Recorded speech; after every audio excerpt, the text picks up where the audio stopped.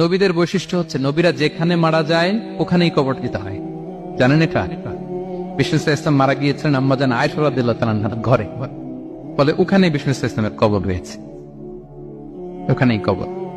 এবং ওই কবর দেওয়ার পরেই ওই কবর দেওয়া ঘরের ভিতরে আম্মাজান আয়েশা যতদিন আয়েশা রাদিয়াল্লাহু তাআলা আনহা যতদিন বেঁচে ছিলেন ওখানেই ছিলেন কবরের পাশে। এরপরে বাবা মারা গেলেন আবু বকর, বিষ্ণু ইসলামের পাশে কবর দেয়া হলো, বাবা আর স্বামীর পাশেই থাকলেন। এরপর ওমরে ফারুক মারা গেলেন, ওনারও কবর দেয়া হলো।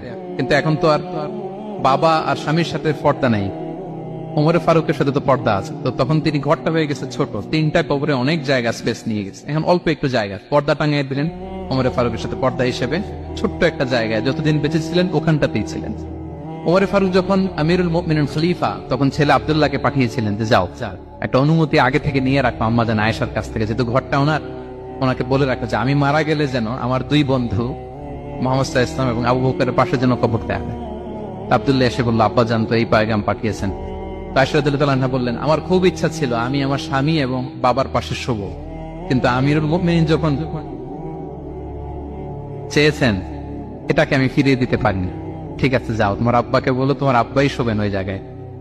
আচ্ছা, তো ওমরে ফারুক আপনারা জানেন অ্যাসাসিনেশনে ইন্তেকাল করেছেন, আত্মাইর আঘাতে, ছুরিকাঘাত করা হচ্ছে, কয়েকবার স্টেবিং। এত জখম হয়েছে, দুধ দিলে ওই জায়গা দিয়ে দুধ বের হয়ে যায় না, বীজ পানি দিলে বের হয়ে যায়। তো সবাই বলল, আমিরুল মুমিনিন আপনি এবার ওসিয়ত করেন, কে হবে আপনার পরে লিডারশিপ, কে নিবে? মুসলিম উম্মাত অনেক বড় হয়ে গেছে। তখন তিনি ওসিয়ত করলেন এবং ছেলেকে আব্দুল্লাহকে আবার বললেন যে আব্দুল্লাহ আবার যাও, যে আম্মাজানের থেকে অনুমতি নাও। বলতেছে অনুমতি না নিলাম আর অনেক আগে, উনি তো বলছে আপনি মারা গেলে ওখানেই শোবেন। বলতেছে না, তখন আমি আমিরুল মুমিনিন ছিলাম, এখন তো কিছুক্ষণ পরেই মারা যাবে, এমন হতে পারে আমার ভয়ে বা লজ্জায় তখন অনুমতি দিচ্ছে, এখন আর দিবেন, আবার যাও। আবার গেল, আয়েশা রাদিয়াল্লাহু তাআলা আনহা বললেন, না এখন আমি আগের কথার উপরে আছে, তোমার আব্বাই সেখানে শোক। সুবহানাল্লাহ। ওমরে ফারুক ওখানে শুলেন, তখন তিনি পর্দা আরম্ভ করলেন আম্মাজান আয়েশা। তাহলে রাসূল সাল্লাল্লাহু আলাইহি ওয়াসাল্লামের কবরটা হচ্ছে আম্মাজান আয়েশা রাদিয়াল্লাহু তাআলা আনহার ঘরের ভেতরেই।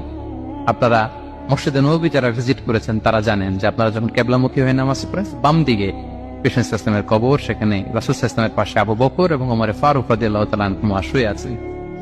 রাসূল সাল্লাল্লাহু আলাইহি ওয়াসাল্লামের কবর থেকে মিম্বার পর্যন্ত এই পুরো জায়গাটা রাউদাতুম মিন রিয়াদিল জান্নাহ, দুনিয়ার বুকে জান্নাতের একটা টুকরা। বিষ্ণু সাল্লাল্লাহু আলাইহি ওয়াসাল্লাম ইন্তেকালের আগে ওনাকে অপশন দেয়া হয়েছে, নবী আপনি চাইলে থেকে যেতে পারেন আজীবন, আর চাইলে আমার কাছে চলে আসতে পারেন, এই হ্যাভ অপশন।